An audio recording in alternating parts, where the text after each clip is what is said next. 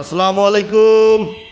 আজকে আমরা গিয়েছিলাম আমাদের গাইবান্ধা থেকে সুন্দরগঞ্জ উপজেলার এবং রংপুর থেকে পীরগাছা হয়ে চৌধুরানী হয়ে সুন্দরগঞ্জের ভিতর দিয়ে যেতে হয় আমাদের ব্যারিস্টার স্বামী মাইদার পাটোয়ারির অক্লান্ত পরিশ্রমে নির্মিত করা হরিপুর ব্রিজে আমরা গিয়েছিলাম। আমার সাথে সফর সঙ্গী হিসাবে ছিল আমাদের কৈপুরি ইউনিয়নের ৩ নম্বর ওয়ার্ডের সাবেক মেয়র আমার নায়ক চাচা রানা চাচা, সাথে ছিল ২ নম্বর ওয়ার্ডের জাতীয় পার্টির সভাপতি আরেকজন নায়ক বাদশা চাচা, সাথে ছিল আমার ছোট চাচা মতির সহ।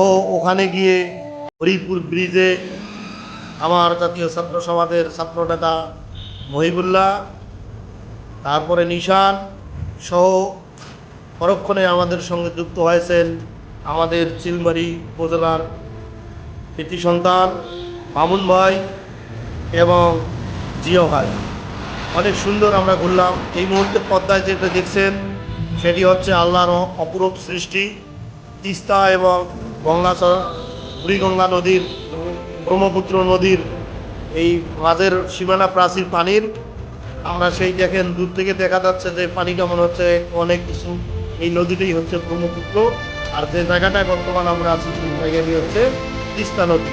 এই জায়গাটায় মিলন মেলা হয়েছে। দেখেন ব্রহ্মপুত্রের পানি দিয়ে একটু উঁচু মনে হচ্ছে এবং তিস্তার পানি দিয়ে আল্লাহর সৃষ্টি। এই মোহনাতে আমরা গিয়েছিলাম। এখানে গিয়ে পরন্ত বিকেলে নৌকাতে চড়ে সারাদিন প্রায় নৌকাতে আমরা 1 ঘন্টা 5 মিনিটের মতো ছিলাম। অনেক সুন্দর একটু ভ্রমণ হয়েছে। এখান থেকে নৌকা থেকে নেমে তারপরে আমরা গিয়েছিলাম চিলমারিতে। চিলমারি থেকে তারপরে রাতে ধীরে ধীরে ধীরে ধীরে বাসায়। সকলকে ধন্যবাদ। অনেক সুন্দর একটি খবর, অনেক সুন্দর একটি ভ্রমণ। মহান আল্লাহর কাছে কৃতজ্ঞতা জানাই এবং শুকরিয়া জানাই। সকলকে ধন্যবাদ। আসসালামু আলাইকুম।